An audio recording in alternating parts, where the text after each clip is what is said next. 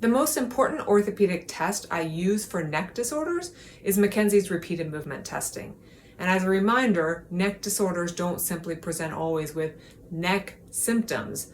A neck disorder can present with just bilateral hand tingling or right shoulder blade pain.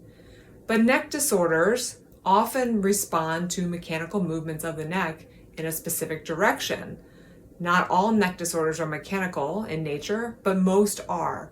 So to find if there's a mechanical joint problem in the neck, I use repeated movement testing. And because so many mechanical problems respond to a movement in the sagittal plane, it's not that common that I'm leaving the sagittal plane for repeated movement testing, because that's where we find the answer, the treatment. But for those patients who do not have sagittal plane responses, we can look at side bending in the frontal plane and rotation in the transverse plane. What I want to quickly point out here is that when I take baselines of the neck movements, so all 8 movements, including side bending left and right and rotation left and right, I don't necessarily have the patient adopt any amount of retraction or not, although I do have them sitting upright.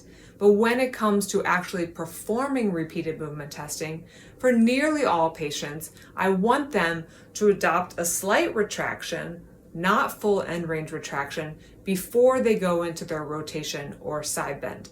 Yes, there are idiosyncratic patients for whom we need to adopt, non-standard movements to actually fix their joint disorder, but most people fall into the categories of the standard movements that Robin Mackenzie has highlighted in his texts. These are just normal movements, but they're the ones that we find that most people respond to. So again, if we're going outside the sagittal plane, when I'm doing repeated movement testing of the neck joints, I want mild retraction before we go into side bending, or mild retraction before we go into rotation to really assess the effect.